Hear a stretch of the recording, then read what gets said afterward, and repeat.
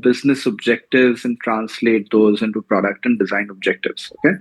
So that's basically what the agenda for this session is. Would be lovely if you guys can turn on your cameras. I hope you've had your lunch and you're full of energy once again, right? And we are going to work through a particular case in this particular session. So get your pen and paper handy. It will be useful as we move forward.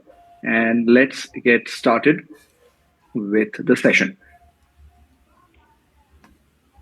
Okay, so the very first step in building products is the stage of product discovery.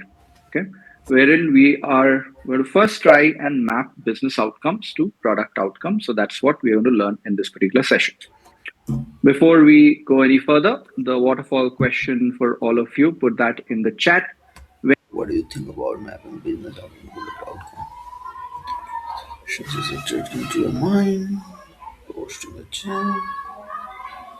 When you are thinking about mapping business objectives or business outcomes to product outcomes, what are the questions that are on your mind? I hope you're going through the learning materials shared on the portal as well.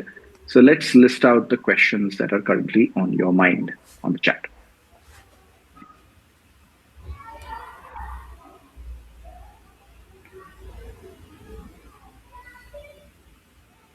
What is the business vision and strategy? Okay.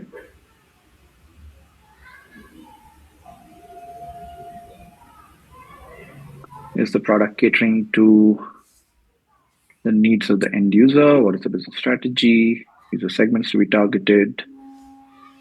How to target that customer? Okay. What is the business vision? How can it be mapped to the product outcomes? Okay. How can business and product go hand in hand? What are the processes for product outcome? What are qualitative and quantitative goals? Okay. What's the one aha feature? Okay. What is the problem solved by the product? Okay. The customer satisfied, which is product outcome we can start with. What are the goals in the leadership's mind? Okay. Stakeholders involved. Okay. The product outcomes actually help you reach the business outcome. What was the problem you wanted to solve with the business? Okay. Problem statement. What do you want to solve? What are the user's goals? How do you drive alignment? Okay. Did the leading product metric reflect in the lagging business metric? Okay. Wonderful. Okay. So thank you so much for putting out those questions and thoughts on the chat. So is everyone ready? Give me a quick yes in the chat so that I know you have not fallen asleep after lunch. All right. So let's go. So let's start off with this particular question. Falguni, I would start off with you for this particular question. So let's say, Falguni, you are working at YouTube and you've been tasked with increasing the revenue for YouTube. Okay. How would you approach this particular problem statement? So can you repeat? It's on the screen. The question's on the screen.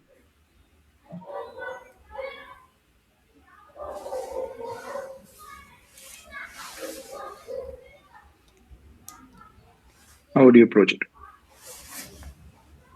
Maybe through different marketing strategy, collaborations. Okay. To do what? Expanding on different platforms, maybe using different social medias. Okay. Atish? Instagram or Twitter or any other platform, WhatsApp groups. So you would promote YouTube on other platforms, even though YouTube is the bigger platform as compared to these other platforms. Yes, to reach out to more audience. Okay. It is same as saying I'll promote WhatsApp on the smaller channels. Yes. Okay. Atish? I would want to increase the grow watch time. You know, the like how long a person is actually watching a particular YouTube video, like cutting out those intros. Why would you want to do that? Because then when you do that, a person is more hooked to a particular video, and then the whole point of multiplying the views will increase. That would I feel Okay. will actually get a person hooked to a particular video and then watch multiple, because I feel YouTube has changed a lot of format. Like if you look at now, the entire front screen, the first screen which you see on our mobile application, we see videos as well as shorts as well in between. So they have put a lot of things together. So I feel that Okay. is more important, and which in turn will increase the revenue for YouTube. Okay. Madhu? Random. Um, so I was thinking to break down how YouTube actually, gets money. So basically, Okay. one of their revenue source would be from ads. Okay. So I was just listing down how we can do that. So basically, let's say in 1 hour, these are the number of ads YouTube runs. So maybe giving increasing number of ads they serve in the platform, basically reducing the time of in a ad and giving more ads the priority, let's say in 1 hour, so that's how they can charge more. So that can be one thing where they can try So increasing you're the going to show revenue. more ads. Yeah. If you show more ads based on the causal diagram that we learned about, if you show Hmm. more ads, what will happen to the viewers? Yeah, the user frustration will increase there. So Hmm. user drop-offs will occur. Yeah. Hmm. Hmm. Yeah, well, building around basically the point is breaking down the revenue equation, how what elements we can play on, thinking on more of that front. Okay. Abhay?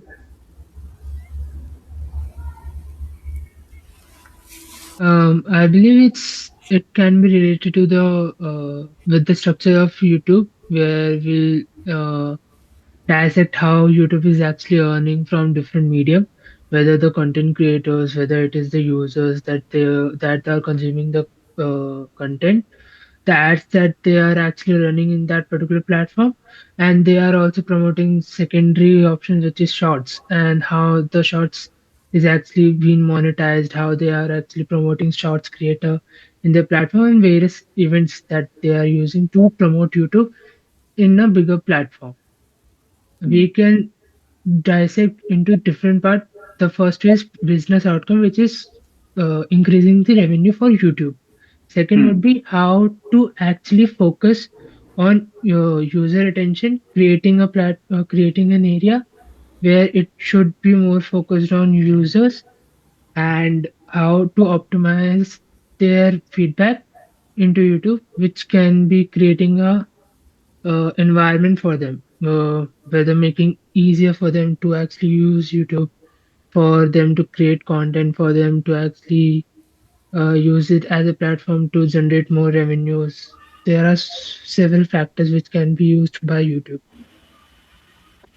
Okay. Okay. So in this question, as you saw, like a lot of you came up with different ideas, right?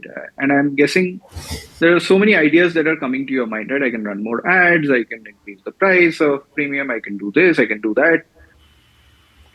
A lot of solutions are coming to your mind, right? Isn't it the case? Okay. And which is the first trap that you've fallen into? You started thinking about the solution without actually being able to break down the problem. That's usually what happens. Even in interviews, I've seen so many candidates make this mistake. The moment a question like this is asked, people jump onto solutions, right?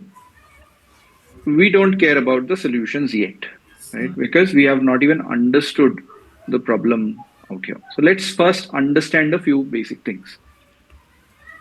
Whenever you are building out a product or a business, you are operating in two primary spaces. The first is the problem space, and the second is the solution space. The problem space is also called as the discovery phase, the product discovery phase. And the solution space is also called as the product delivery phase. Okay? In the problem space, you are trying to figure out the right problem to go after. Whereas in the solution space, you're trying to find out the right solution to the given problem. Right problem to go after and the right solution that will solve that problem. Okay. In the problem space, you will usually find product managers, designers, user researchers, and analysts, business analysts working on it. And in the solution space, you will find, along with them, you will also have software engineers, marketing people, business stakeholders, all of them coming in because everyone has an idea, everyone has a solution, right? Now, the problems that you work on should always be aligned with the product strategy. And the product strategy should be aligned with the company's strategy. If the company strategy is not clear, then the product strategy will also be not clear. If the product strategy is not clear, you would also be working on random stuff without actually helping the company to grow. So how do you then ensure there is alignment between the three? It's not clear that you will the research go up. And the first is the process. Understand a few basic things.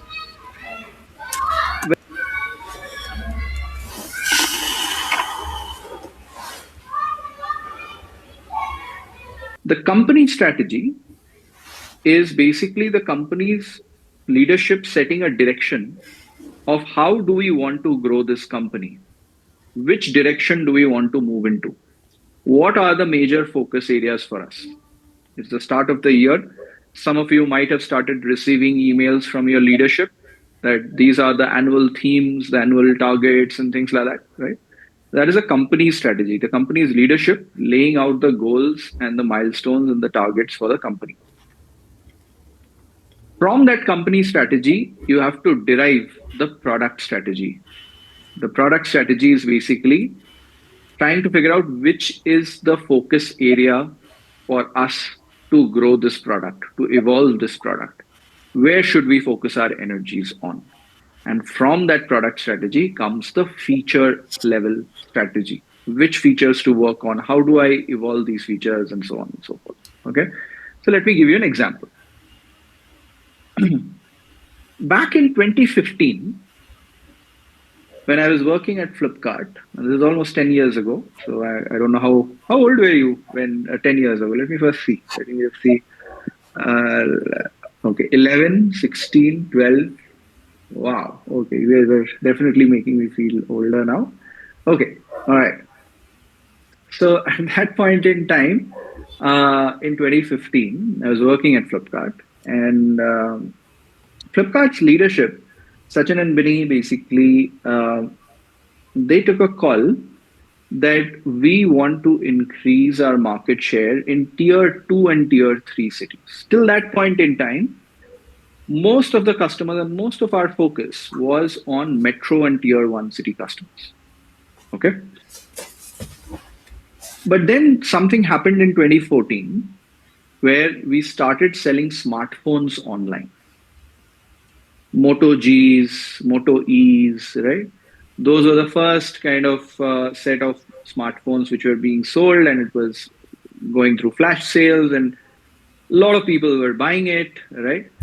And sorry, just one second. I don't know what I did. Buying these smartphones. A lot of these smartphones which were getting sold were coming from tier 2, tier 3 cities customers, which basically gave us the idea that a lot of the internet traffic going forward will now start coming from tier 2, tier 3 cities, because what are smartphones at the end of the day? Smartphones are mini computers, right? What do you do with that? You start browsing the internet, right? So which basically meant that a lot of that internet penetration in India is going to increase, and a lot of that internet traffic was now going to start coming from tier 2, tier 3 cities, right? Which is what led to the Flipkart leadership coming up with the strategy of increasing our market share in tier 2, tier 3 cities. Okay. So that was the company level strategy. But how do you do that? How do you increase your market share in tier 2, tier 3 cities? So the first step that we started off with is we basically said that let us first understand who these tier 2, tier 3 city consumers are. Are they any different from metro city users, or are they the same? If they're the same, then that's great. We don't need to do much, right? We just need to keep marketing and That'd be great, right? So we launched a large scale user research study there, right? A consumer research study. And in that study, there were quite a few insights that we got. But one of the things that we understood from that study was a lot of these tier two, tier three city users did not speak English. Okay. They were local language speakers, Hindi, Marathi, Odia, Bengali, and all of that. Okay. And that basically was a big problem for us because Flipkart was being offered in English, right? If I show you a site which is in French, and let's say if you don't know French, will you feel confident buying from that site? No, right? That's the same thing which was happening. They were seeing it in a language which they did not know. So obviously, if you do not know the language, if you will comprehend lesser. If you comprehend lesser, you are not going to be able to build that trust on the platform. If you're not able to build the trust on the platform, you will not make the decision to buy. And then automatically, you will not kind of get the customers from tier two, tier three cities. So, from a product strategy standpoint, what we came up with was that we would now focus on building out local language support on Flipkart, which means Flipkart earlier was being offered in English only, and now people will be able to browse Flipkart even in local languages like Hindi, Marathi, Odia, Bengali, and all of that. So that was the product strategy to have local language support on Flipkart. That was the choice that we're making. But in English only, and now people will be able to browse Flipkart even in local languages like Hindi, Marathi, Odia, Bengali, and all of that. So that was the product strategy to have local language support on Flipkart. That was the choice that we're making to move the product in that particular direction. Sounds very easy, right? Like, what's the big deal? From English, it will become in Hindi, right? But not quite. Now, let's take search as an example. Okay. If you type in Chalni, right? You type in Chalni in search, right? Earlier, my search language, my search algorithm would understand only English as the language, as the script. Okay. So if someone would type in Chalni, I would not understand what Chalni is. I will basically say there's no word like Chalni in English. So I do not have anything related to Chalni. Okay. But what the user means is colander. Chalni means colander. Right? Which in the new world now, I will need to understand what Chalni means. And I would need to actually surface colanders in front of the user. How will I do that? Which means now I'll have to train my search algorithm to understand local languages. How can I train my search algorithm to understand local languages and surface the right results? Only when I can have my catalog also built in local languages, not just in English. Right? How can I build my catalog in local languages? I need to give my sellers also the capability of adding product descriptions in local languages, because sellers also, not all the sellers actually know English. Right? See how the feature level strategies are now coming up. Search team has to now evolve their search algorithm to support local languages. The catalog team needs to figure out how do I actually translate or transliterate the existing product description content, the product catalog content into local languages. My ratings and reviews team has to now figure out the review that the person is writing. I need to allow my users to write reviews, not just in English, but in local languages. Translate or transliterate the existing product description content, the product catalog content into local languages. My ratings and reviews team has to now figure out the review that the person is writing. I need to allow my users to write reviews, not just in English, but in local languages. And when people are writing their reviews in local languages, my moderation algorithm should understand what this review means so that I can actually figure out, is there any vulgar word involved out here? Are they writing a review properly, or are they writing some curse language, etc., and all of that? Okay. So I need to evolve my moderation algorithm also for reviews. Each particular team, each particular product feature has now is we need to now evolve that particular product feature to be able to support this product strategy. And that is the feature level strategy that we are talking about. So see how it percolates from the company level strategy of increasing market share in tier 2, tier 3 cities comes the product strategy. The tier 2, tier 3 city users are, a lot of them are non-English speakers, and we need to have local language support in order to get them to understand what is there on the site. That is the product level strategy. And from there, the feature level strategy is coming up, which is for each of the different product features that I have, Yeah. I need to actually evolve that to support the local language piece. Okay. Is everyone understanding how that kind of things get percolated from the company strategy to the product strategy, from the product strategy to the feature strategy? That's the first thing to keep in mind, right? Before you start working on anything, understand what is the company level strategy.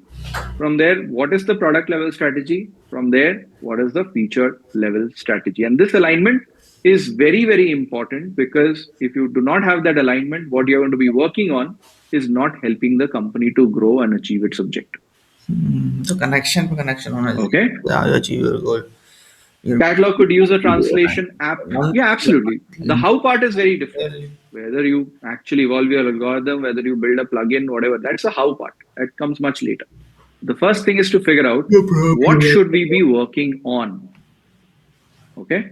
So that's the first level out here. Yes, Ishika? So, for that YouTube question, if we align in this perspective, so the problem that we have. We'll come to YouTube. We'll come to YouTube question in a bit. Okay. Okay. Just hold on. Okay. So now that we've understood how from the company strategy we arrive at the product strategy, from the product strategy we arrive at the feature strategy, the next thing is, what are the right products to build? Okay. And there are three major kinds of people you'll find in the industry. The first ones are those who will jump onto thinking about a solution, right? And these are who we call as solution thinkers or technology thinkers. Why? Because they would think about what new thing can I build. A lot of people are like that. I'm guessing a lot of you currently are like that, who are thinking more about what are the new things that I can build, right? You don't want to be that. Okay. The next group that you will find are the ones who are what we call as problem thinkers. Who are problem thinkers? Problem thinkers are very good at spotting problems. But the problem with them is, the moment they spot a problem, they jump onto solving that problem. They don't assign a priority to it. They don't try to figure out, is this the right problem to really put my time and effort on? Okay. These are who we call as problem thinkers. You don't want to be that either. What you want to become are what we call as outcome thinkers. Because outcome thinkers would first figure out what is the desired outcome, and then work backwards from there and figure out what is it that I should be doing, which will help me get to that desired outcome. Resolving. Okay. The next group that you will find are the ones who are what we call as problem thinkers. Who are problem thinkers? Problem thinkers are very good at spotting problems. But the problem with them is, the moment they spot a problem, they jump onto solving that problem. They don't assign a priority to it. They don't try to figure out, is this the right problem to really put my time and effort on? Okay. These are who we call as problem thinkers. You don't want to be that either. What you want to become are what we call as outcome thinkers. Because outcome thinkers would first figure out what is the desired outcome, and then work backwards from there and figure out what is it that I should be doing, which will help me get to that desired outcome. Okay.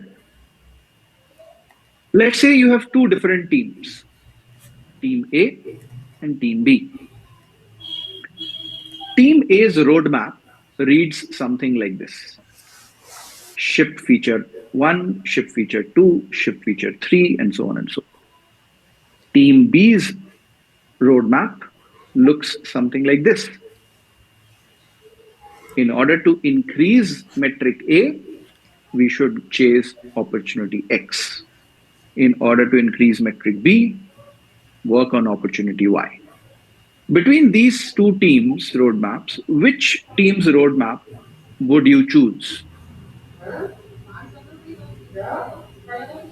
Team B, right? Why? Because Team B's roadmap basically tells you the why behind it. Why are you working on this opportunity? Because you want to increase the metric A or metric B and things like that. Team A's roadmap, on the other hand, is output oriented. It is focused on delivering outputs, whereas Team B's roadmap is outcome oriented. Okay? All of you chose Team B, 100% of you. But in reality, in most organizations, this is what you will find happening in a lot of your organizations also, I guess, which is what we call as Team C, whose roadmap looks something like this. To improve metric A, ship feature 1. To improve metric B, ship feature 2. How many of you can relate to this happening in your organizations? This is the target that we are trying to achieve. Let's build this. Let's build that, right? That is basically what happens, right? But why does this happen? All of you chose Team B is the better one. But in most organizations, you're saying that this is what happens, right? And why is it so? Because in most organizations, you will find that they are not able to map that business outcome and map it to the desired product or the design outcome. Okay, and that is what we are going to learn in this particular session. How can you do this? So focus on that desired outcome before you even start the development process. Now, one thing to keep in mind is that product managers, designers, business analysts, right? What is our fundamental role? Our fundamental, even that product managers, designers, business analysts, right? What is our fundamental role? Our fundamental role is to increase or grow the business, right? That's the first mindset shift which I want all of you to embrace. Your role as a product manager or as a UX designer or as a business analyst is not to build new features. It is not to design or and ship out Figma files. It is not to do some analysis. No. If you think in that way, then you're limiting your own potential. Change your mindset and understand this, that these functions exist in an organization to help the business to grow. That is why these functions exist.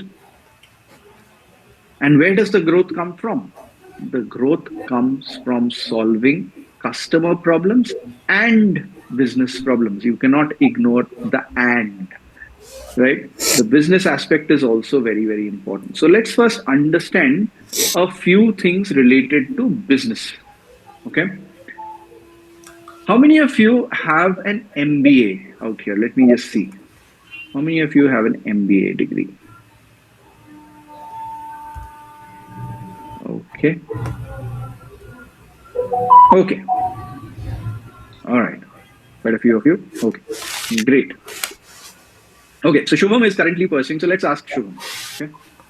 So Shubham, are you there? Yes, sir. Okay. So Shubham, tell me this. What is the difference between top line and bottom line? What is top line? What is bottom line? Sir, top line are the revenue, the sales we generate, and the bottom line is the profit we get after deducting all the expenses, direct and indirect, like COGS and Very nice. tax.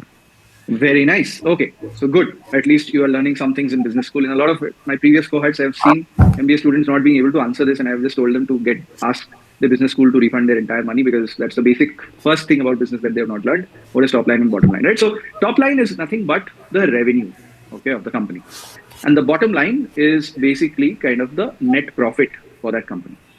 Any company's growth, any for-profit company's growth, leave not-for-profit organizations for a minute, any for-profit company's growth will always revolve around two things: increasing the top line and increasing the bottom line. Any for-profit company's growth is always measured on these two things: the top line and the bottom line. Top line is the revenue, bottom line is the profit. How do you come from the revenue all the way to the net profit? This is what a very simple income statement looks like. Okay. Let's say the revenue is $1,000. To get that revenue, you have sold something, you have built something. Let's say you have sold a laptop. Let's say you're selling laptops. Per laptop, you're getting $1,000. Okay. To manufacture that laptop, you would have spent something, right? Let's say that is $200, and that is what is called as the cost of goods or cost of services. Okay. So the revenue minus the cost of goods is basically what the gross margin is. So 1,000 minus 200 is 800. Okay. From the gross margin, you would subtract out the expenses. Okay. What are the expenses? Expenses mean where you're spending your money. Okay. Where is the money getting spent? Maybe on research and development, maybe on sales and marketing, maybe on customer support operations, maybe on your employee salaries, general and administrative salaries, and so on and so on. So there'll be a bunch of expense categories. If you subtract out all of these expenses from your gross margin, you get what you call as the operating profit. Okay. From the operating profit, you basically subtract out interest, taxes, depreciation, and all of that. And whatever you're left with is basically the net profit. Okay. An easier way for you to understand this is what happens to your salary every month. What happens to your salary? You get your salary at the start of the month. Okay. After that, you spend on different things. You spend on your rent, you spend on your food, you spend on your lifestyle pieces, and so on and so forth. Right. Maybe you are now paying some EMIs and all of that as well, right? You have to pay for your taxes, the tax deducted at source, TDS, and all of that, right? What happens to your left with is basically month. What happens to your salary? You get your salary at the start of the month. Okay. After that, you spend on different things. You spend on your rent, you spend on your food, you spend on your lifestyle pieces, and so on and so forth, right? Maybe you are now paying some EMIs and all of that as well, right? You have to pay for your taxes, the tax deducted at source, TDS, and all of that, right? All of those particular things also get deducted. Whatever you are left with is your savings, correct? That's similar to how a company also works. Okay. So just like as your savings grow, your wealth grows. Same thing for a company also. What do you care about as an individual? To grow your salary, which is equivalent to your revenue, and to grow your savings, right? Same thing with a company also. Every company will like to grow their revenue and grow the net profit. Revenue is the top line, and the net profit is the bottom line. Is everyone clear about this? This is business 101. If you understand this, then you would understand a lot of things going forward as well, right? This is the very basics of finance. This is all that you need to understand how a company actually operates. Okay. Everyone clear about this? And deciding any product feature, does these parameters come in? We'll talk about all of that in a bit. Don't worry. Yeah. Okay. All right. So now that we've understood this, let's try to break down revenue and things like that. What are the major business metrics that we would usually hear about in the organization? Profits, revenue, costs, market share, customer churn rate, and so on and so forth. Right? Now, each of these can be written in the form of an equation. For example, I can write profits as revenues minus my costs or expenses. Correct? Revenue, I can write it as number of customers multiplied by the average order value per customer. Costs, I can write it as cost of goods sold plus the cost of running operations. Market share, I can write it as the total sales divided by the total available market price. Customer churn rate, I can write it again in the form of an equation. Okay. Now, the important thing to note out here is in most organizations, you'll find that these metrics are always reported in a historical fashion. Last month's revenue, last month's market share, last quarter's market share, right? Last month's profit. Why?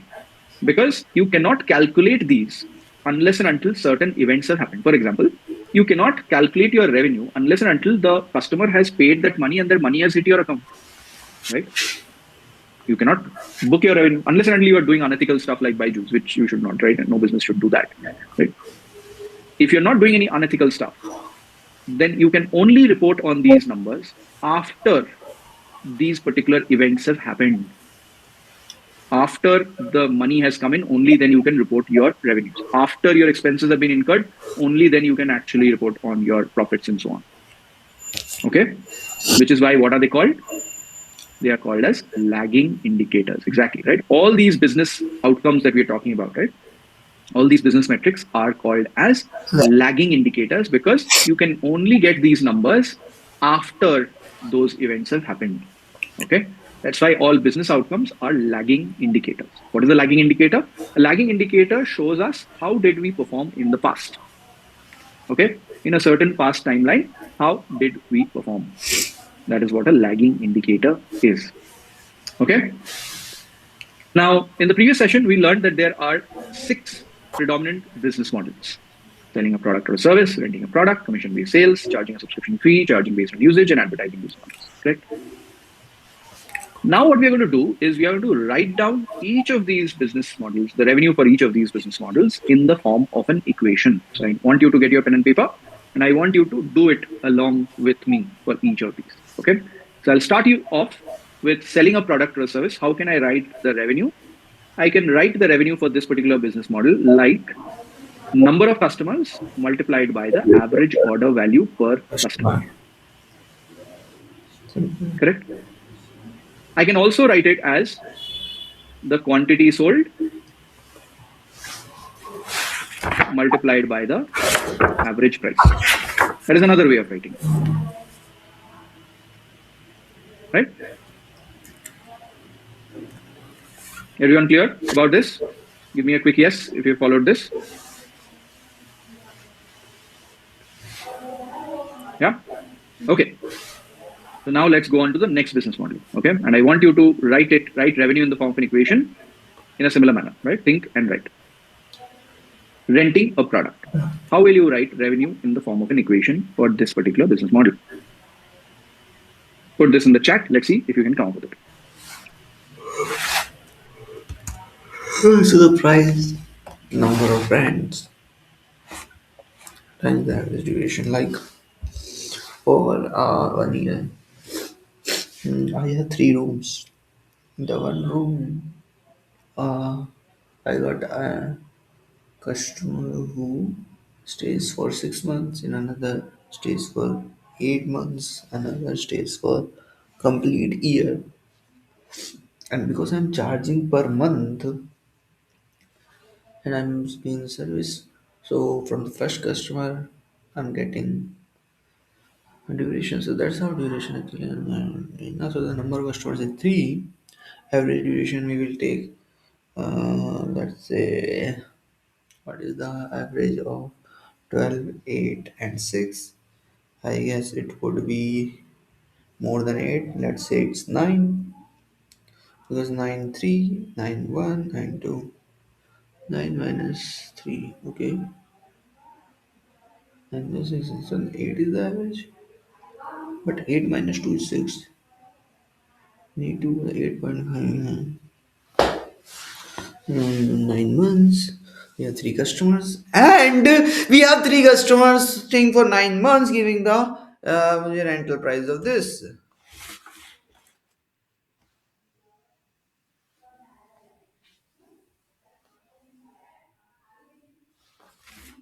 Duration. Very nice. Okay. So you can write revenue in that way: number of rental customers multiplied by the average rental value per unit multiplied by the average rental duration. Why are we adding duration? Because usually in renting a product, example, there is always a duration attached to rent. Like for your example, your apartment rent is usually having a lease of 11 months in most cases, right? There is always a duration attached to it. In all of these, right, there is always going to be a time factor. In the previous one also, I could have added a time factor, right? Because how do you report your revenue? Report your revenue for the last month, last quarter, last year. So there is always a time factor. But especially for renting a product, as part of the entire construct of renting, there is always a duration attached. You rent out for a particular duration. Okay, that's the reason I'm adding the duration part. Okay, everyone clear about this? Give me a quick yes in the chat so that I know everyone's followed this as well. Do not memorize, try to understand what is going on out here. Right?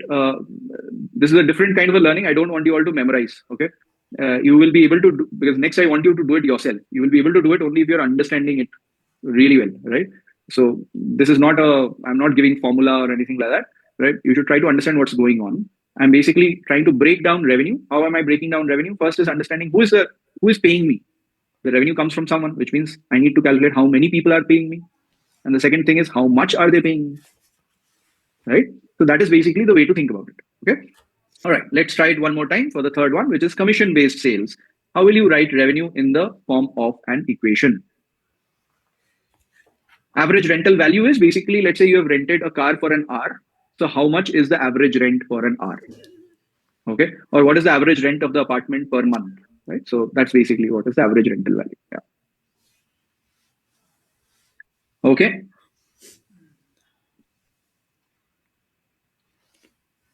Commission-based sales model. So the revenue can be written like the commission rate multiplied by the total sales value. Whatever is the total sales value multiplied by the commission rate. If the commission is given based on the number of units sold, then instead of sales, it will be the number of transactions, the number of units sold. Depends on how the commission is structured. Okay. In a lot of organizations, you will find the sales team members. Anyone from sales out here? Can you raise your hand, please? Anyone from a sales background? Okay, Vashita, you're from a sales background? Yeah, hi. Yeah. Hi. So, okay. So tell me, how is the commission structured for sales teams in your organization? So it's on a slab basis, percentage wise. So Right. on the total lead base, let's say if I have to do certain cold calls, there will be a Right. percentage assigned. And Right. if I am able to achieve that, I will be getting the incentive on the basis of the number of Right. calls that I have done. Right. So your incentive is basically like your commission rate, right? And totally depends on how many sales you are closing. So that's basically how your salary incentives are actually getting calculated. Correct? Correct, Vashita? Yeah, correct. Yeah, correct. Yeah. So that is basically what happens. So if you think about now, say an Ola, right? Sir, How will Ola? Yes, I'll just come to you. yeah. Just raise your hand. I'll come to you. Right. Yeah. So if you look at Ola, right, how will Ola's kind of revenue be calculated?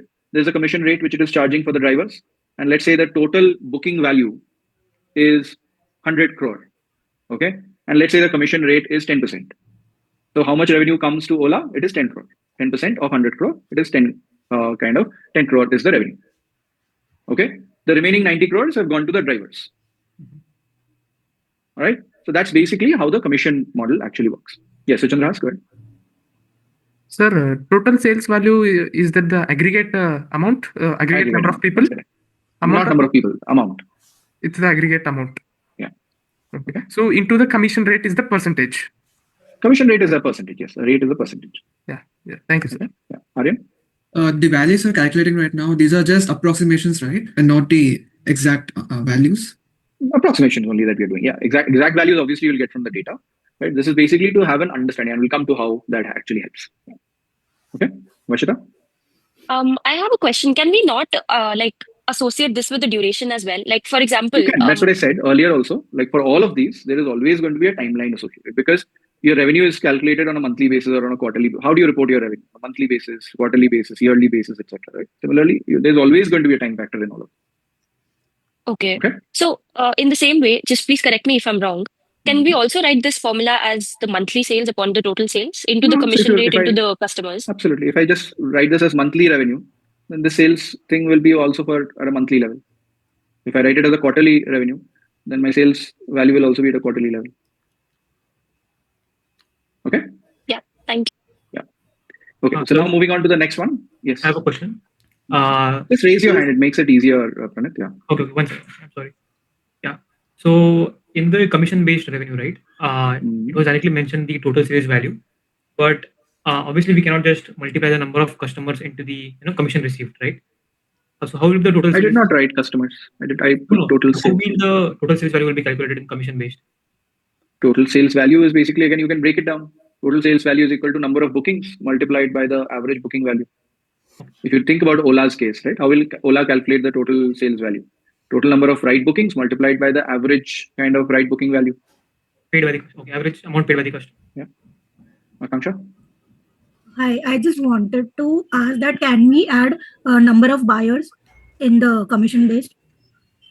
I just explained that, right? Total sales can be explained Okay. as number of customers multiplied by the average customer value, right? Yeah. Okay, now moving on to the next one, which is subscription fee, right? Subscription fee model, how are you going to break down revenue? Let's write it in the form of an equation in the chat. Absolutely correct, right? So you can write it as number of subscribers multiplied by the average subscription fee. Okay, clear everyone so far? Charge the subscription. Able to do it? Give me a quick yes if you're able to do this. Perfect. Okay. Yes, Saurabh, go ahead. So for the subscription fee revenue, so let's take an example. We are calculating the revenue for a quarter, okay? And the customer has subscribed some for the product annually. So would this revenue be counted for the quarter, or like it's going to be breakdown in the four and taking like on a unitary? That comes down to your accounting principles usually, right? So if you want to do it the ethical manner, right, then you should only book the revenue for which the services have been delivered. Okay. Okay. So if someone is buying an annual subscription, right, while the billing might be at an annual basis, but on an accounting standpoint, you will count only for this particular month, only that month's part, and the remaining is counted as future revenue. That is from an revenue or from an accounting standpoint. Okay. Okay. All right. Okay. Thank you. All right. So now let's move on to the next one, which is charging based on usage. Okay. Let's see if you can do this. How can you break down revenue for this particular business model? Charging based on usage.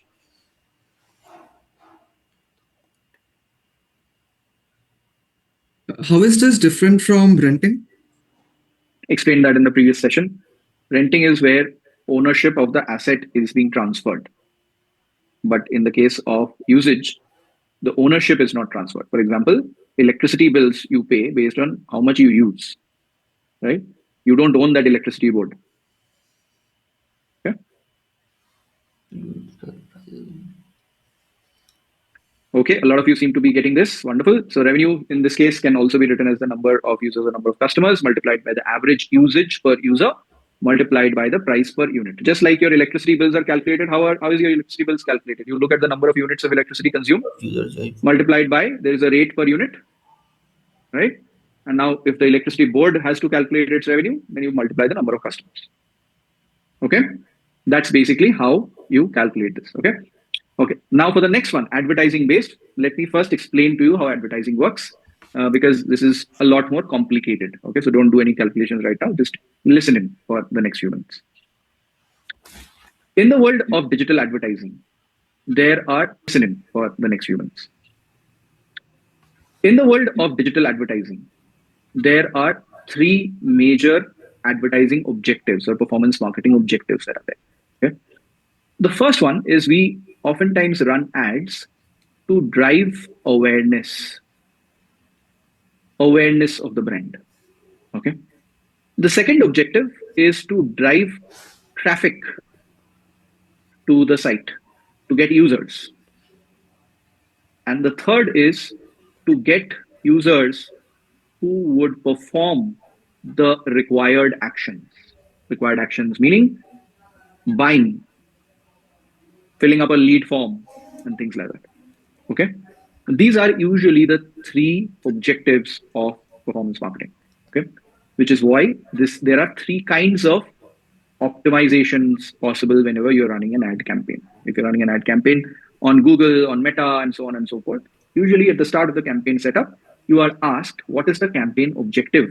Right? Are you trying to drive awareness? Are you trying to get users? Are you trying to get users to perform an action on your platform? What is the objective? If the objective is awareness, it will try to show your ad to as many people as it can, depending on who you want it to be shown to.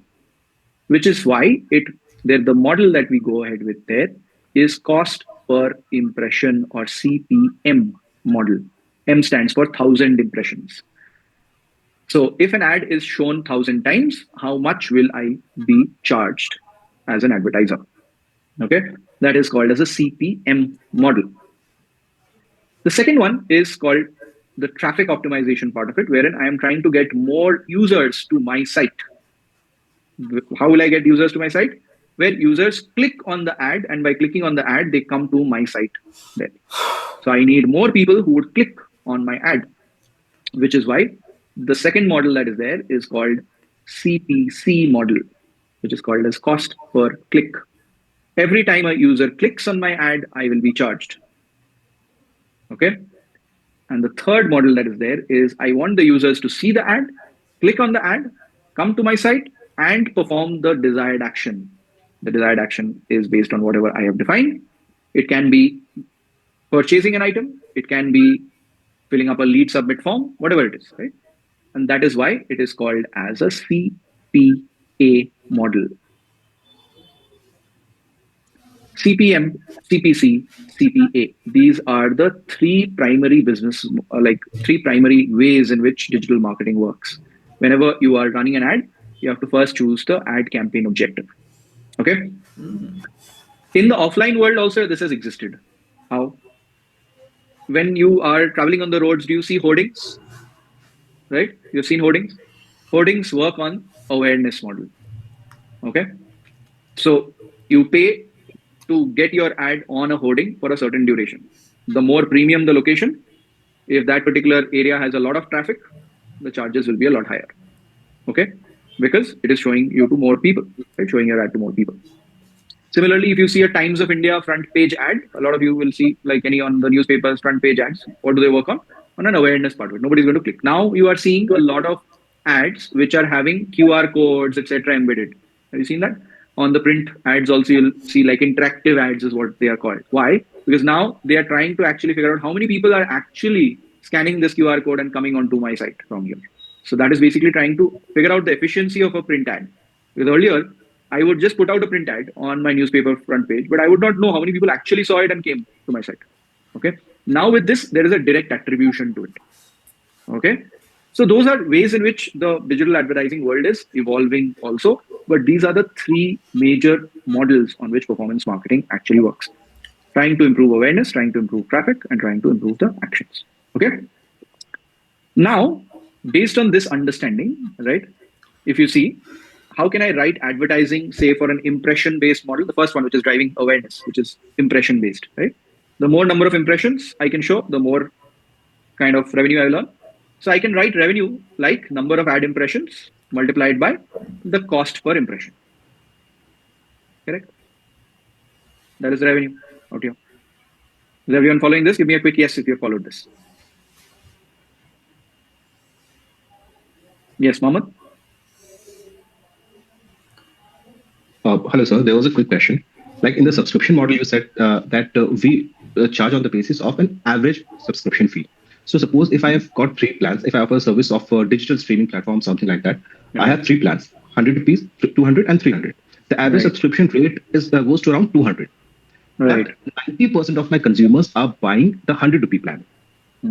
So won't this formula be a bit inaccurate at this point because it's giving... yes, absolutely. So it is then the weighted average, not the average.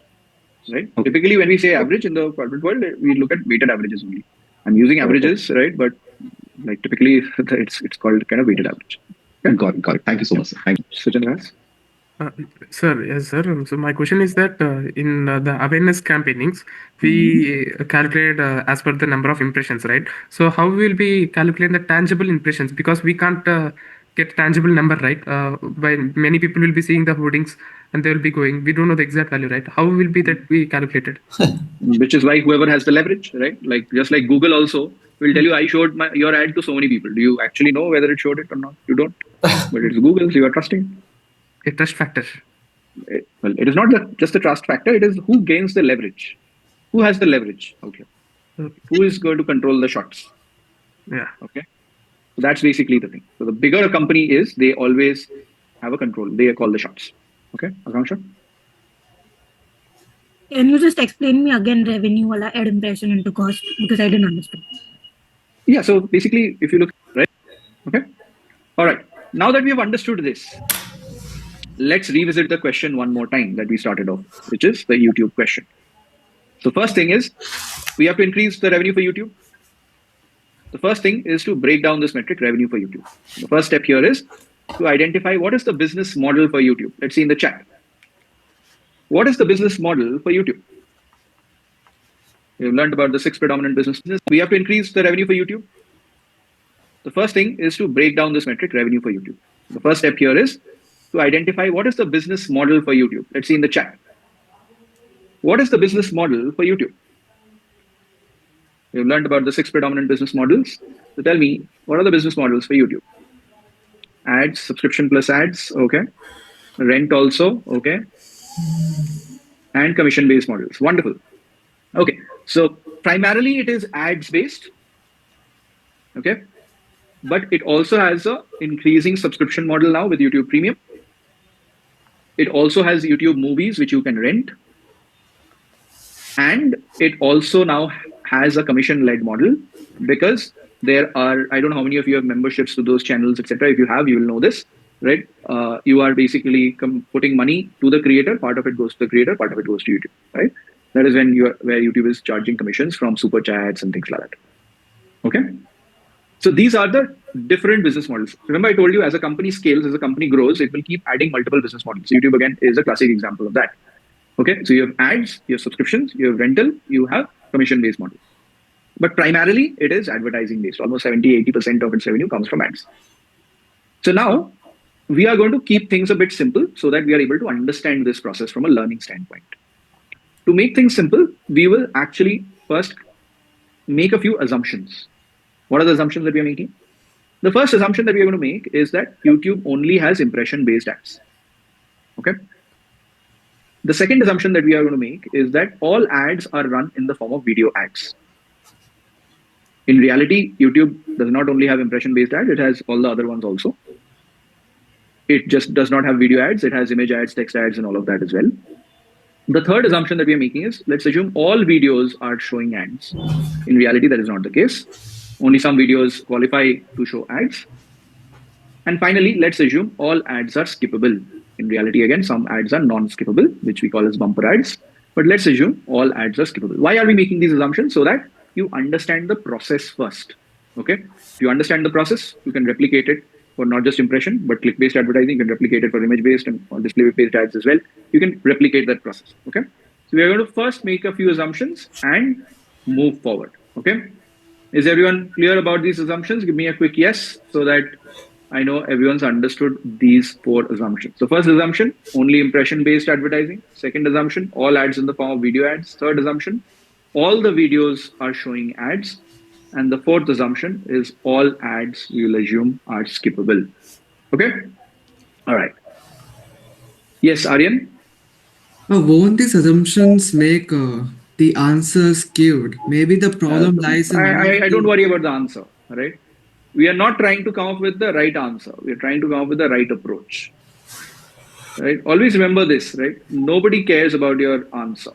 Even in an interview, nobody cares about whether you're coming up with 1.83 or 1.76 or 2.54. No, nobody cares, right? Because in reality, also, I know that you will not be doing the calculation. The calculation will be done by Excel or by ChatGPT nowadays, right? We have lost that brain muscle anyway, right? The important thing to understand is the thought process of how do you break down the problem, how do you structure your thought process. That's basically what we want to focus on, right? So do not lead with numbers, right? We are going to understand the process. If you understand the process, you can replicate it for all the different use cases as well.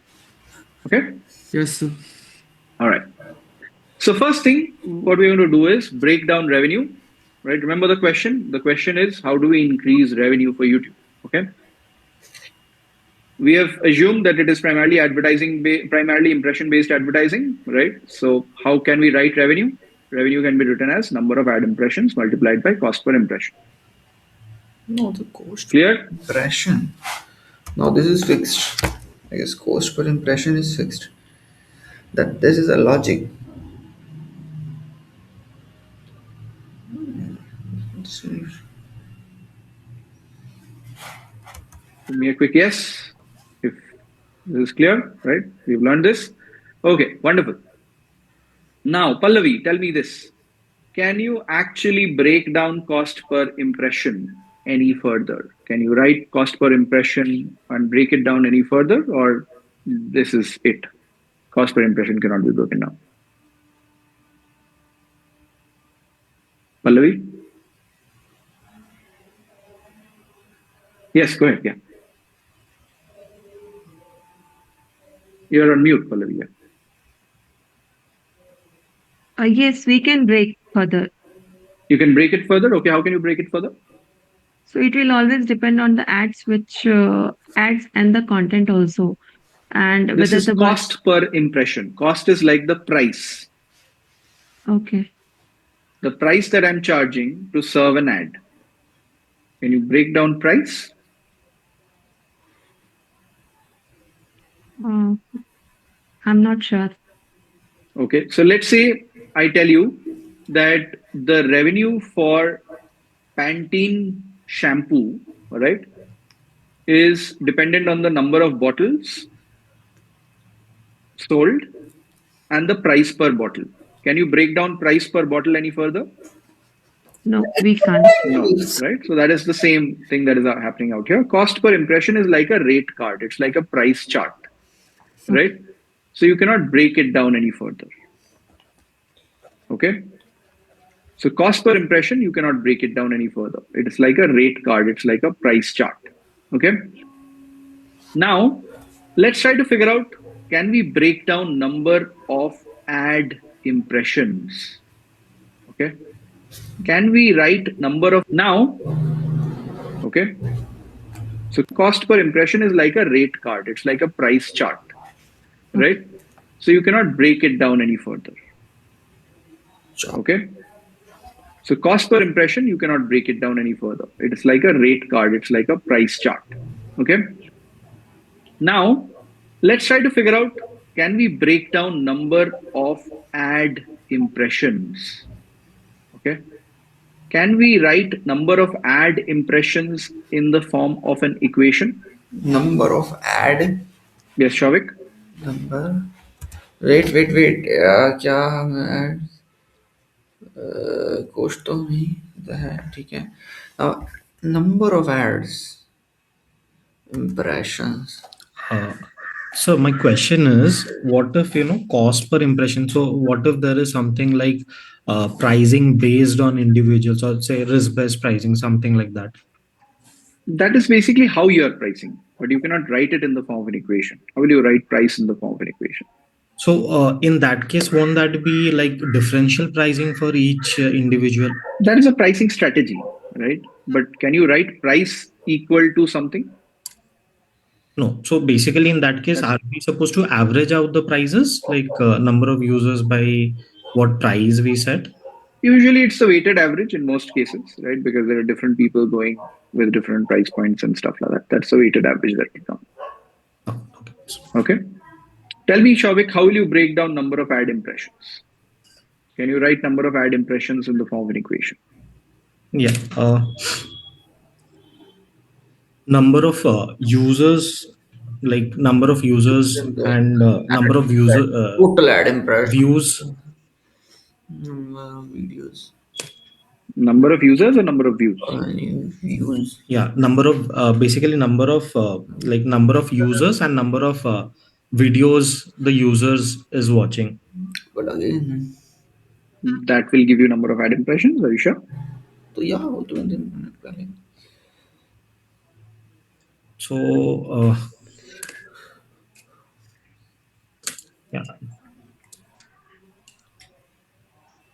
I think so, sir. Like number of for number of impressions, basically I need to understand like how many number of users are there who are seeing the videos. So basically, Okay.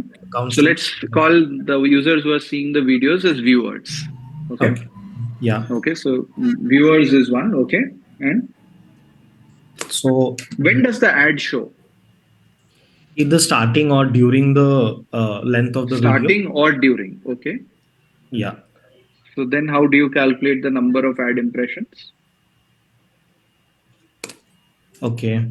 So in that case, duration of video watched? Write it in the form of an equation. Number of ad impressions is equal to? Okay. Number of users into number duration, average duration of the video watched, of the videos which is being watched, or the length of the video which is watched. Number of users multiplied by the average length of the video. Length of the video. Okay. Users is users and length of the video is in time, basically in seconds or something like that, correct? Yes. In school, were you taught something like by your teacher saying balance the units on both sides of the equation? Were you taught that left hand side should be equal to right hand side in terms of units? Yeah. Right? Do you think the units are matching out here? No. Then how will you? How does the equation hold? Mm.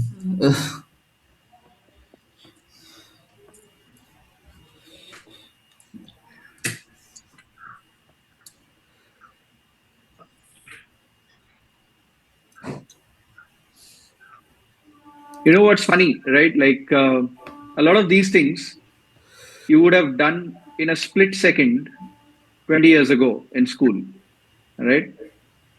But now you're struggling. Why? Because the thing is, you've stopped training your mind, right? In school, there was no Instagram and things like that, right? We all learned, right, properly, and we paid attention to what our teachers were saying and things like that. But suddenly, what has happened is that that thinking muscle has gone, right? So, which is why when you're saying add impressions, on one side, it's impressions is the unit, right? On the other side, also, you'll have to have impressions. It's revenue divided by cost per impression, right? Wow. You are basically saying A by B is equal to kind of C multiplied by or B divided by A multiplied by C. Like that is a circular loop that you're getting into. That does not help. So, how about like number of basically viewers and multiplied by number of videos watched? You tell me. There's the equation balancing.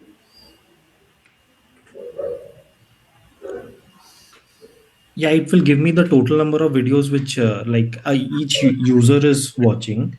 So it will give me the number of Okay. So let's try to break it down a bit, right? So let's say you are watching a video. Okay. How many times do you think you can watch? You might see an ad. once. You'll see an ad only once.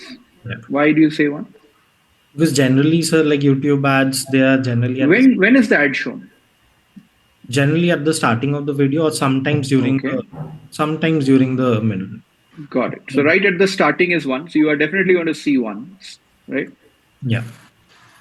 Second, whether a second ad, whether you see or not, third ad, whether you see or not, depends on how long you're watching the video, Duration of the video. Yeah. right? So which means some people who are watching a greater length of the video might see two, three ads. Someone who is seeing a smaller length of the video might see only one ad. Yes. Correct? So now, keeping this in mind, can you write number of ad impressions in the form of an equation? Think. What should I write, Jimmy?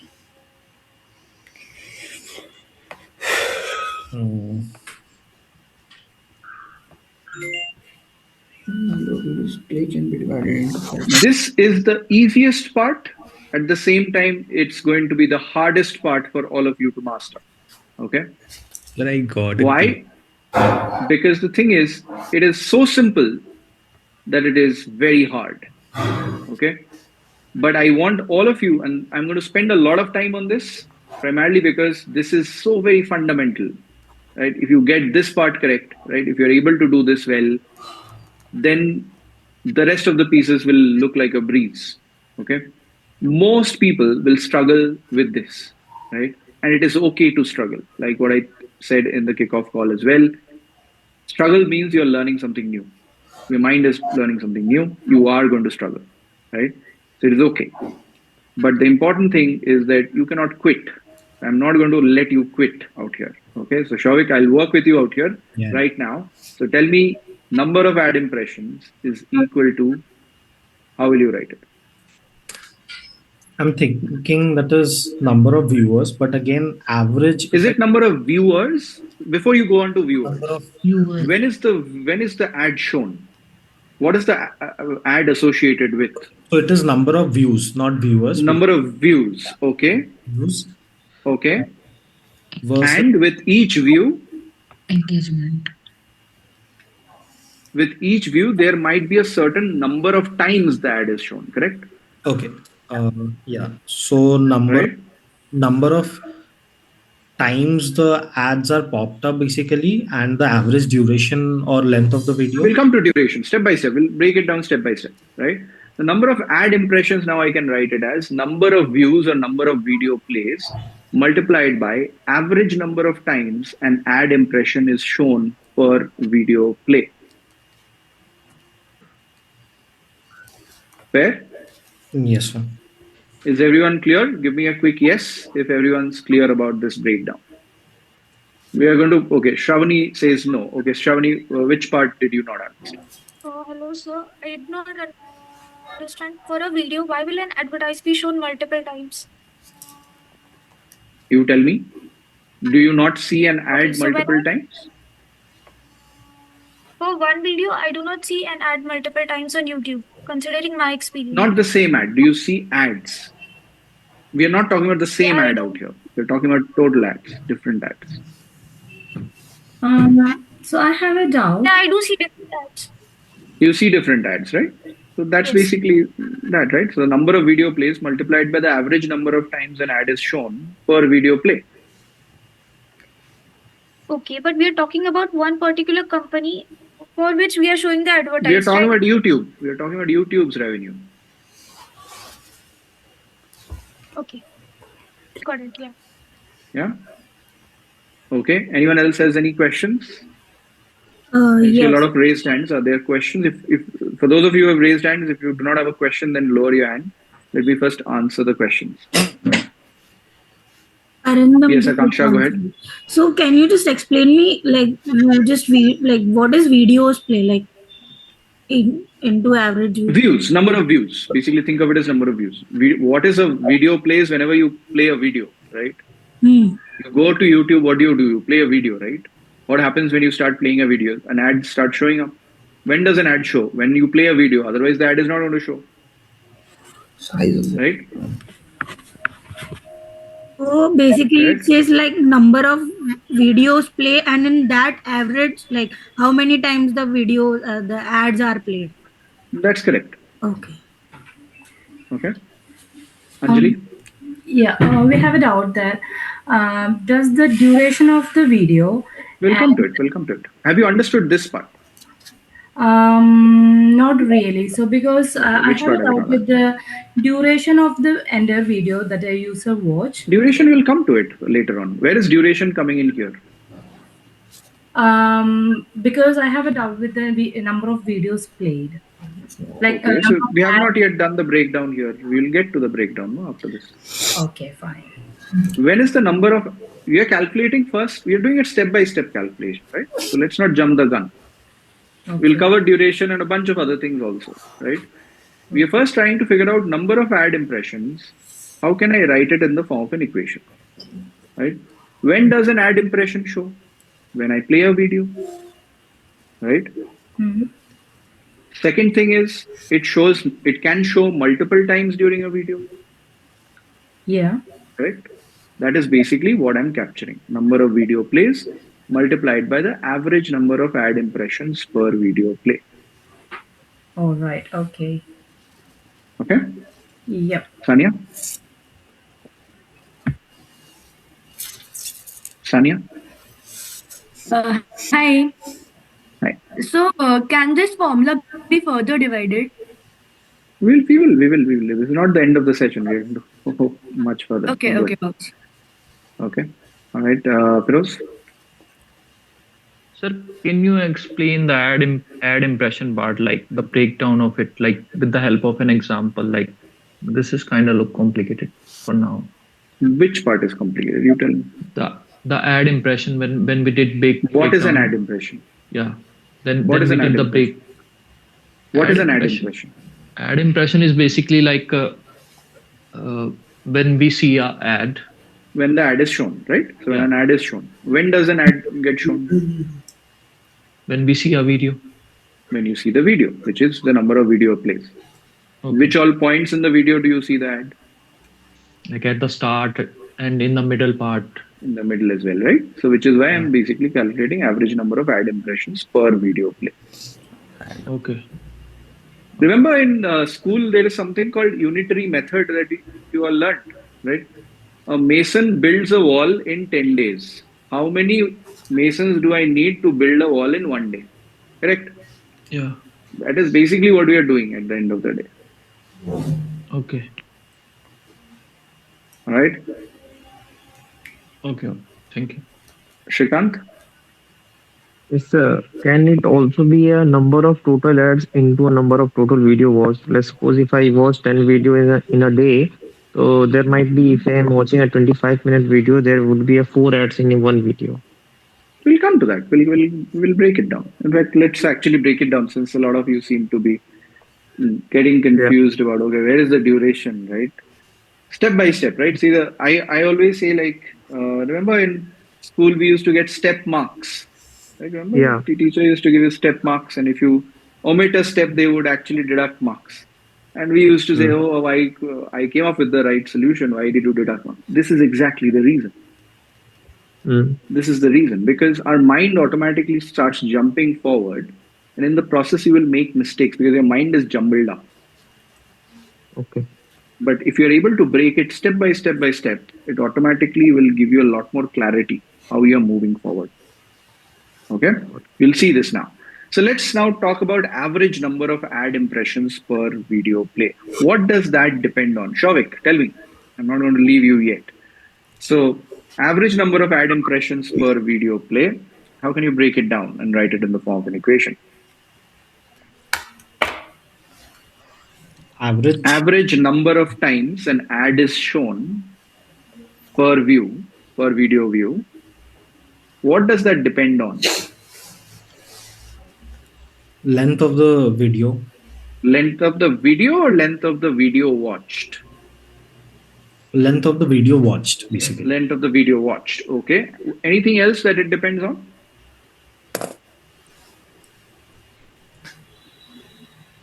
No. Length of the Think video. about it. Think carefully about it. Do you see an ad when you are watching a music video? In the middle of the song, does an ad come up? No. No.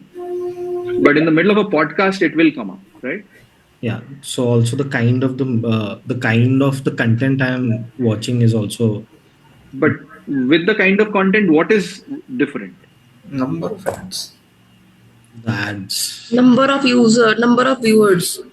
No. Position of the ad. Duration of the video. The number of the ads which came between the watched video. So there's something which we call as logic. Whenever you're building out any product, there is some logic also that you're building in. Okay. This is an example of logic. It will depend on the number of ads per minute that I want to show. That is a logic that I am putting into the product that I'm building. Just like when you are buying something from e-commerce, there is a logic that has been put in that for certain categories, the return window is going to be 30 days. For certain other categories, the return window is going to be 15 days. For certain other categories, there is going to be no returns. That is nothing but a logic or a policy. Okay, it comes because of different reasons. Similarly, in YouTube also, you'll find in some categories like music videos, songs, etc., you are not going to see ads in between. But for other content categories, you will see ads in between. Why? Because the logic that has been put for those different categories in terms of the number of ads to be shown per minute is different. Whenever you are building out products, there will always have to be some logic. Why do we put in these logic? So that you can preserve user experience, so that you can prevent chaos from happening. A lot of different reasons come in. For example, returns window. Why is there a returns window period? So that you can prevent costs from increasing, so that you can prevent misuse. So you can prevent kind of the bad elements in the customer base actually from acting. Okay. And the second thing that it depends on is the average video play duration, how long that video has been played. All right. So the number of times, the average number of times an ad is shown every time a video is watched depends on two things: the number of ads per minute, what is the logic that I put in, and the average time that the video has been played. Now, this is logic. I cannot break it down any further. You cannot break down any logic in the form of an equation, right? Just like I cannot break down 30-day returns policy into an equation. That's the logic, right? But this average video play duration, can I break it down any further? Yes, I can break it down because this will depend on two things again. It will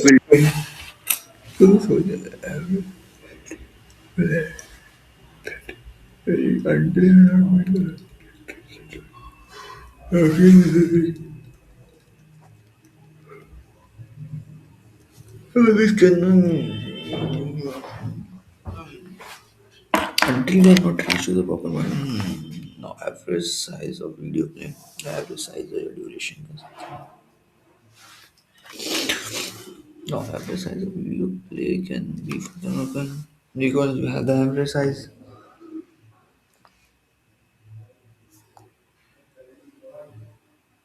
So average size of video play, the average duration of video play. तो जो video play का average duration कितना है? ठीक है, इसमें duration ज़्यादा है, किसी का duration कम है. So अब average size. So size again कितने percentage the total size of video है? The average size of video. You have long content, you have short content. Is size or duration of videos. Now videos of videos what videos. But अगर मैं duration videos कहूँगा, see understand this. यहाँ पे हमने कहा था video play. I want to highlight. This is my drawback ना. यहाँ पे we were saying video play. But now here what I'm telling is here I'm saying that is हो जाएगा.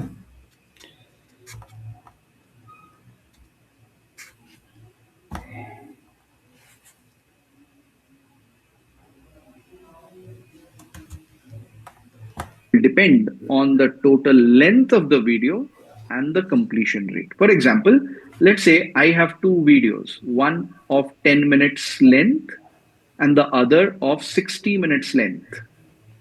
Okay. In both the cases, let's say the completion rate is 30%.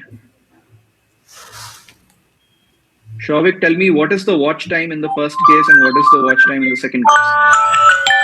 So can you please repeat? I missed you there. There are two videos. The first one has a 10-minute duration, 10-minute total duration of the video, total length of the video. And the second one has a 60-minute length of the video. Okay. In both the cases, the completion rate, what percentage of the video has been watched, is 30%. So what is the actual watch time in the first case? 3 minutes. 3 minutes. Right. And what is the watch time in the second case? It's a 60 minutes video. Okay. Yeah. 18 minutes.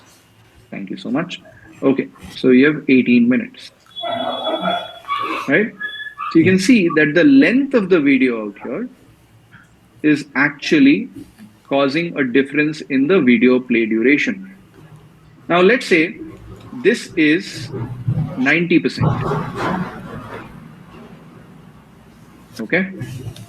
And let's say this is 1%. What is the duration then? What is the watch time out here? 9 minutes. This is 9 minutes. And what is the watch time out here? 1% multiplied by 60 minutes. It is 6 minutes, right? 6 or 0.6. 1%. Yeah. So basically, you can see that the completion rate also impacts your video watch duration or video play duration. Okay. Is everyone able to understand how we are breaking it down? Give me a quick yes if you've understood it so far.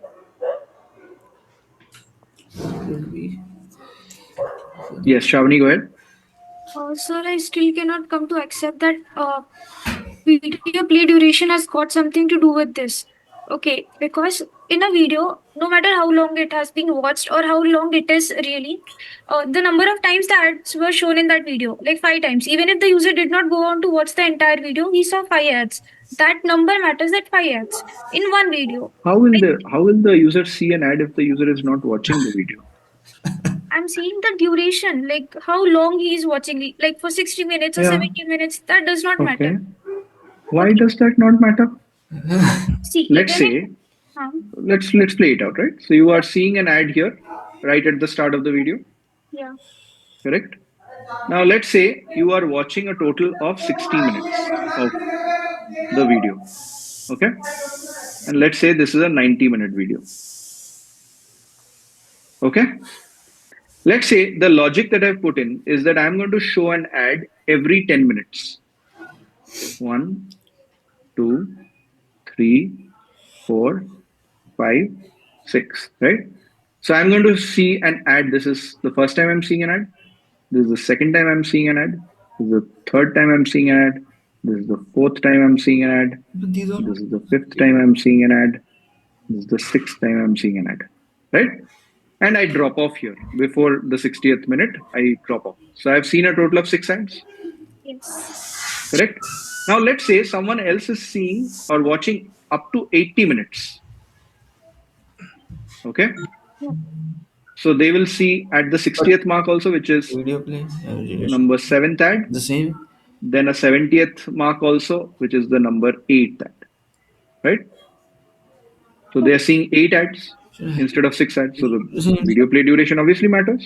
Okay, so one more suggestion here. So I believe that this still is not a very good approach to go forward with, because see, if I'm on a video and I was at the second minute, then I just skip the some part of middle part and then move to the 60th part. Okay, so according to YouTube, it will calculate that she has seen it for We'll come 16 to it. minutes, so Yeah, she yeah, must have we'll seen come to 6 it. videos. Yeah. Yeah, Okay. we'll come to that. Don't Okay. worry. Okay. Got it.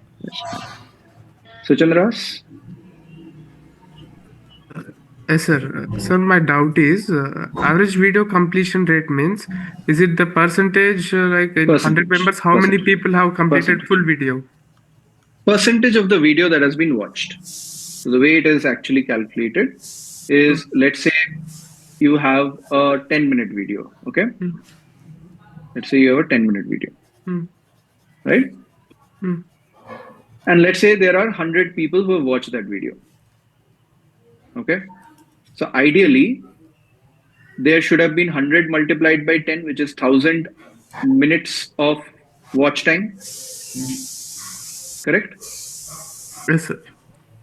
But let's say people don't complete the entire 10 minutes. Someone has watched 2 minutes, someone has watched 10 minutes, someone has watched 5 minutes, someone has watched 6 minutes, and so on. And let's say the total watched duration by these 100 people is only 562 minutes. So then the completion rate is 562 divided by 1,000. That is basically 56.2%.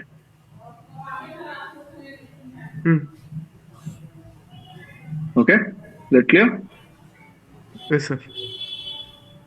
Okay, Prem? Yes, sir. Can you repeat the part where you explained like how we will decide that component is breakable or not? Like you said, number of ads per minute, we cannot break it further. I'll come to all of that in a bit. Yeah, which ones are breakable, which ones are not. Yes, Pallavi? My question is, does it also impact the speed of the video? Because sometimes we'll do fast forward. We'll come to that as well. We'll come to that. Sure, as well. Yeah. sure. Thank you. Gauravi? Yes, hi. So the number of videos will not matter because we are considering that all videos have ads, right? It will matter because number of video plays matters, not number of videos matter. Number of videos which are being played. Number of ads per video. Okay. There are a lot of videos on YouTube which have number zero of views. Ads. Okay. Yeah. Yeah. Okay. The number of ads. So now we have understood this, right? So what I want you to understand out here is how we are actually proceeding. We started off with something which is a business outcome. right? Revenue. Now we have broken it down to a stage wherein we are talking about average video completion rate. Who completes the video? It is the user or the viewer. So if I can get the user to complete a greater length of the video, my revenue is going to increase, correct? Correct? Yes. Which basically means if I can get the users to perform a certain action, which is earlier they were watching only 15% of the video, now if I can get them to watch 20% of the video on average, my revenues is going to increase. Which basically means now if I'm able to get my users to behave in a certain way, if I'm able to change the user's behavior, I can actually improve my business outcome. So this breakdown is basically taking a business objective and translating it to a user action which I can focus on. Video plays is what? Who plays the video? The user plays the video. So if I can get the user to play more videos, my revenue would increase, right? How will you increase your number of video plays? If you look at the user journey, so let's open up YouTube, right? I'm a slightly different kind of an instructor who allows students to open up YouTube during the middle of a class, right? So open up YouTube. Okay, enough of YouTube. Now come back. Okay. I'm not that instructor also who will allow you to spend your time on YouTube instead of listening in your class. Okay. So what did I do out here? I took you to YouTube. A lot of you would have just typed in youtube.com. The page would have just loaded and you exited, right? You were a visitor to YouTube, but you are not yet a viewer on YouTube. You dropped off. Okay. All visitors are not the viewers, right? You became a visitor. You went to youtube.com, but then you did not get time to watch the video. You did not convert into a viewer yet. There's a drop off. There are multiple drop offs like this which will happen through different steps in the journey. A lot of times it happens you search for something, you don't find a video, and then you don't watch. Happens, right? You drop off from here. Sometimes you click on a video thumbnail, you watch the irritating Ankur Wariku video, you're like, okay, I'm not going to watch any video, right? You will drop off from there also. Right? So multiple reasons why users might drop off. Correct? So keeping this in mind, how can I actually write number of video plays in the form of an equation? This is where we are at. Number of video plays, can I break it down? Yes, I can break it down into number of viewers multiplied by the average number of video plays per viewer. This was video plays. Now I'm breaking it down into viewers. Because who is watching the video? The user is watching. If I can get users to watch multiple videos in one session, then my number of video plays will increase. Right? So number of video plays can be written as number of video viewers multiplied by average video plays per viewer. Number of video plays, ठीक है, ठीक है. Number of video plays is equals to number of video, number of videos, number of videos नहीं, number of viewers, average video plays. What the fuck is this? Average video play. भाई तुम average तो ठीक है, पर video place कितने videos place हुए? First of all तो वो व्यूअर्स पे डिपेंड करेगा कितने वीडियोस प्लेस हुई, और वो वीडियोस पे डिपेंड करेगा कितने नंबर वीडियो प्लेस ना. तो मान लो कि 10 मेरे पास थे और वीडियोस प्लेस में मेरे पास कितने थे? 10 थे मेरे पास. लेट्स से मेरे पास 100 व्यूअर्स ऑफ द प्लेटफॉर्म है. अब हमें नंबर ऑफ वीडियोस प्लेस, अब मैं वीडियोस प्लेस है और नंबर है. तो यार यहाँ पे तुम्हें एक दो चीज़ नोट, और तुम नोट डालो तो यूनिट्स मैच होनी चाहिए. यूनिट्स मैच बहुत सारे. तो ये छोटी छोटी चीज़ों का हम ध्यान रखेंगे। जब 100 व्यूअर्स, अब उनमें 100 व्यूअर्स में से number of video plays, number of 100 viewers में से हमारे पास लेट्स से 200 व्यूज, 200 वीडियोस थी। अब व्यूअर्स आ गए और वीडियोस भी। अब नंबर ऑफ वीडियो प्लेज, कितनी वीडियो चली, अब वो तो डिपेंड करेगा कितनी वीडियो चली, तो नंबर एवरेज वीडियो प्लेज। अच्छा, तो नंबर ऑफ व्यूअर्स, हर एक व्यूअर ने times average video plays, number of viewers not videos. Viewers again मैं कह रहा हूँ ना क्या चीज़ें गलत हैं, क्या चीज़ें हैं। Viewers, IEWERS, so number of viewers and the percentage video played। Percentage की जगह हम कह सकते हैं average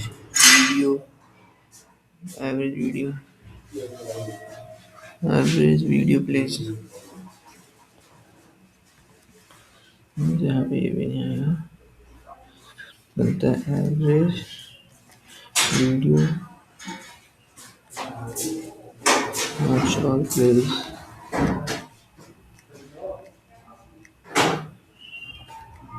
average video watches,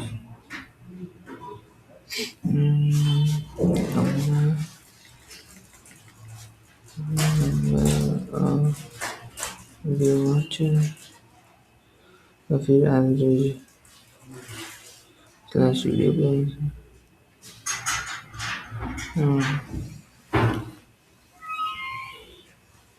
So viewers,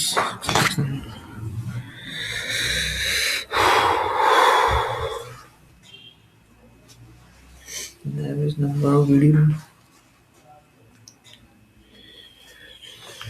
plays, average video plays। So yeah, this is the viewers is the best number। उतना views नहीं है हमारे पास। क्या वो कितने average number of videos watch,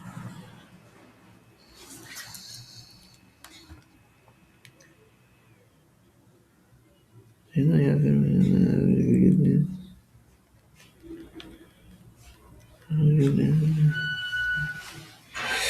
average number of video viewers and average number of videos। Now the average video plays, video percentage, वो depend कितना है इस पर है। अब तुम ध्यान से देखना, एवरेज वीडियो प्ले हर कितना, video plays, average video plays, average video plays, average video plays, average video plays, average video 10 भाई 10 ही क्यों है अब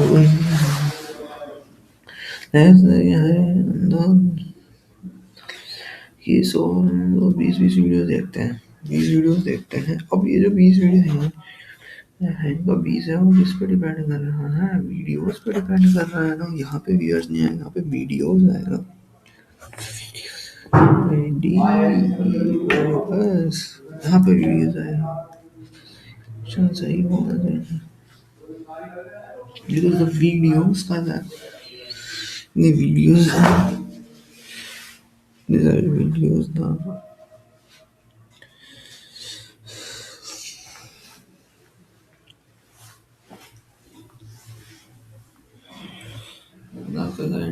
लेकिन एवरेज वीडियो प्लेस में तो वीडियोस होंगी भाई, उन्होंने 200 में से 20 वीडियोस। अब देखो 200 तो वीडियोस थी और 200 में से क्लिक कितनी हुई।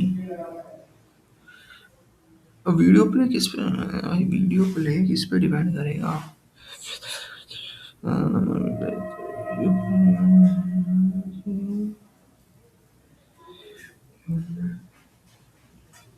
वीडियो पे विजिटर्स पे। अगेन मैं कह रहा हूँ, अब average number of video,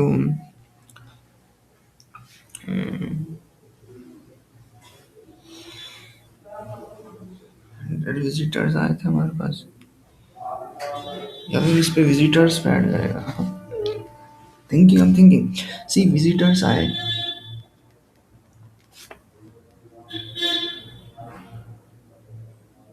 viewers so visitors wanna play the video ये action कुछ तो था अच्छा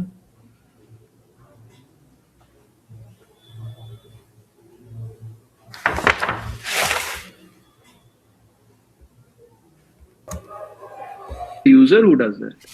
The user does the act of visiting a platform. The user does the act of dropping off. The user does the act of clicking on the thumbnail. The user does the action of watching multiple videos. Right?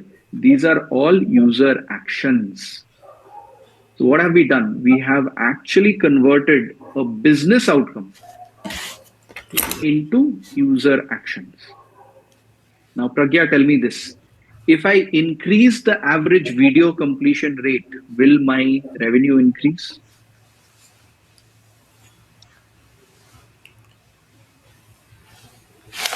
You're on mute.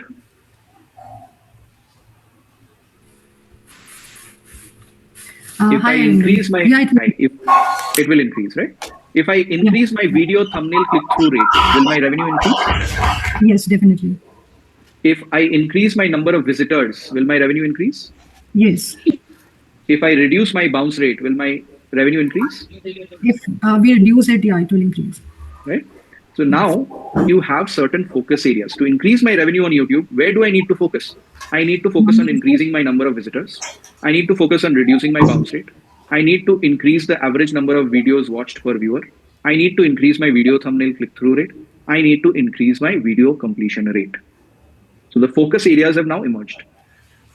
Where do I need to focus in order to increase my revenue? Okay. Now go on to YouTube, right? This time for real. I'll allow you to play around a bit with YouTube. But tell me what is happening when you actually hover your screen, hover your cursor on a thumbnail, on a video thumbnail. Just hover on it and tell me what do you find happening? It starts auto-playing, right? Starts auto-playing. Yes. Why do you think someone built this feature of autoplay? Include views. To grab attention. To tempt the audience. So if I'm interested and to increase the conversion actually. To increase the video thumbnail click-through rate. Okay. Now click on that thumbnail. Many of you who do not have premium will be forced to watch an ad, right? Yes. Watch that ad, and then skippable. In the video bar that you see, there will be a settings icon. Do you see a settings icon, a gear icon? Right? Within that, you will find a playback speed option. Correct? Why do you think someone launched a playback speed option? Why did someone launch a playback speed option? To increase the completion rate? Absolutely, yes. To increase the video completion rate.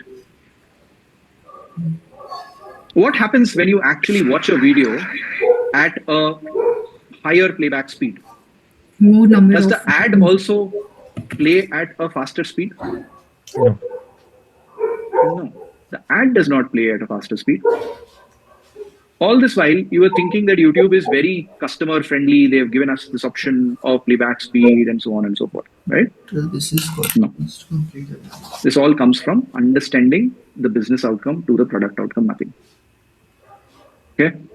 Once you understand that you have to increase video completion rate, you're trying to figure out how do I get users to watch a greater length of the video. Your objective is to increase revenue. Keep that in mind. Don't forget that.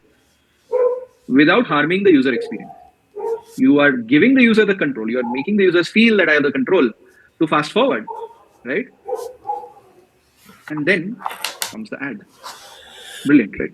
The user feels like, yeah, I am trying to fast forward. Not YouTube's fault. But YouTube has actually trained you on that. Why? Because YouTube understands how to actually do this. Okay. Now you will see a lot of videos have chapters. Have you seen? A lot of videos are broken down into chapters. Why did YouTube actually give creators this capability? What happens with timestamps? What happens with the viewers? What do you do as a viewer? You try to skip the intro section, move forward, skip. What happens when you try to skip? The bounce rate Yeah, decreases. decreases the bounce rate. No, bounce rate has already decreased before when you clicked on the thumbnail because you took some action. But what happens when you Average try to video skip? duration. It increases average video duration. It decreases the video completion rate, but also it actually, if you look at it, right, what happens is the moment you try to skip, you will get an ad for sure because it is trying to increase the video completion rate. Have you seen a most played graph? Yeah. Many times you will find that there's a most played graph, and once you go to the most played section, you'll find that why is this most played, right? YouTube has made you believe that this is the most played section of the thing. Now, what is consumer or viewer mentality? Very curious. We're all very curious. What is in this part of the video? Let me watch it. That so many people watch it. Right? What you try to do is fast forward, get to that section, comes another ad. Right? When you go to your homepage, do you see your homepage looks very personalized? Whatever you are seeing, whatever you're watching, they're showing you more content like that. Right? Why? Because they want a viewer to watch many videos, increase the average number of videos watched per viewer. Okay. Do you see YouTube videos being embedded on other sites as well? YouTube has allowed other sites to embed YouTube videos as well. Why? To increase the number of visitors. Because why would YouTube want to get visitors only by getting users to come to youtube.com? Get visitors from other sites also. Okay. So are you able to see now all the different things that YouTube has worked on in the past, how that translates into a business objective at the end of the day? This will only happen, this is only possible when you have done this mapping exercise. Now that you have seen this mapping, a lot of the things which so far you were thinking YouTube is the best product that I have seen ever, right? So customer friendly, etc. I'm pretty sure I have destroyed YouTube for a lot of you, right? Because now you will think about YouTube with a very different lens that, oh, you are here to make money, right? You're making me feel like I have the control, but actually you are the one who has the control. Okay. So that's basically kind of the importance of this exercise. What we have done so far is an example of what we call as a KPI tree. KPI stands for Key Performance Indicator. If you see, what we have started doing in this exercise, we started with a lagging indicator like revenue or business outcome, and we started breaking it down to try and reach to a point where all of these nodes are user actions and are measurable. Okay. So if you ask this question of which ones to have, which ones not to have, I will not focus on this number of ads per minute because this is a logic. Each of these different nodes can be a logic or can be a user action or a result of a user action. Okay. And your job is to break it down to a point where you are exactly clear which user action to drive. In this case, I am very clear that I need to drive the users to click on the thumbnail a lot more times. Right? I need the user to watch more videos. I need the user to complete a greater length of the video. These are all user actions. And that is what allows you to come up with the focus area, where to focus on. So now all user actions. And that is what allows you to come up with the focus area, where to focus on. So now if I ask you this question of how do you increase revenue for YouTube, you now know